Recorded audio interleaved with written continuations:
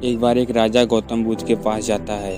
उस राजा ने बहुत सुना था बुद्ध के बारे में। वो सोचता है कि आखिर ऐसा क्या है उनमें जो लोग उन्हें इतना मानते हैं। राजा सोचता है कि ये सब केवल ढकोसला है। वो भी एक साधारण आदमी है, केवल लोगों को बहला फुसला कर केवल लोगों को बेवकूफ़ बना रहा है। जब राजा बुद्ध के पास पहुंचा तो उसने देखा कि बुद्ध एक ऊंचे स्थान पर बैठे हुए उपदेश दे रहे हैं और कुछ लोग उनके सामने बैठे हैं। जब राजा पहुंचता है तो लोग उठकर खड़े हो जाते हैं। राजा ने सोचा कि बुद्ध भी खड़े होंगे, लेकिन बुद्ध अपनी जगह पर ही बैठे रहे। राजा ने सोचा कि मैं इतना बड़ा राजा हूँ, जहाँ भी जाता हूँ लोग मेरे सामने सर झुकाते हैं, मुझसे मिलने के लिए तरसते हैं, लेकिन इसे कोई फ़र्क ही नहीं पड़ता। राजा को बहुत गुस्सा आया। अभी तक राजा सही से बात कर रहा था, लेकिन अब वो तू तड़ांग पर आ गया और उसने कहा, पता है तुझे मैं कौन हूँ? पता है तू कितने बड़े राजा के सामने खड़ा है? राजा ने कहा, अगर मैं चाहूँ तो तुझे अभी मार सकता हूँ और तू मेरा कुछ नहीं बिगाड़ सकता।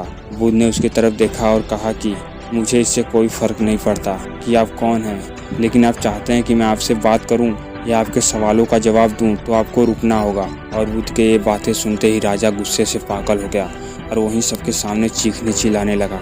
राजा ने कहा, अब मैं तुझे बताता हूँ तेरी औकात, दिखाता हूँ कि मुझसे पंगा लेने का क्या नतीजा होगा। तुझे पता है कि मैं तेरे बारे में क्या सोचता हूँ? तू एक घटिया इंसान है, एक पाखंडी है, एक ढोंगी है। तू सिर्फ चाहता है कि इन लोगों के पास जितना भी पैसा है बस तू उसे लूट ले। तू अपने फ़ायदे के लिए इन लोगों का इस्तेमाल कर रहा है।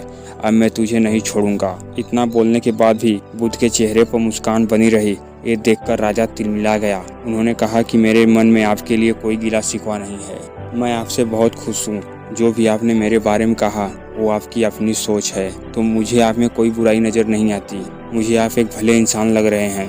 बुद्ध के ये कहते ही राजा का दिमाग 7वें आसमान पर पहुंच गया। फिर राजा वहां से अपने घर चला गया। वो जाकर अपने पिता के साथ बैठ गया। उसके पिता ने अपने पूरे जीवन भर निस्वार्थ भाव से लोगों की केवल सेवा ही किया। राजा ने सारी बात उनसे बताई कि कैसे कैसे क्या हुआ। वो थोड़ा सा मुस्कुराए और बोले कि उन्होंने तुम्हारी तारीफ नहीं की, उन्होंने वो कहा जो वो हैं और तुमने वो कहा जो तुम हो। यही बात वेदों में भी कहा गया है, यथा दृष्टि तथा सृष्टि। ये दुनिया वैसी नहीं दिखती जैसी ये है, ये दुनिया वैसी दिखती है जैसे तुम हो। अगर इस दुनिया को बदलना चाहते हो तो पहले अपने दृष्टि को बदलो।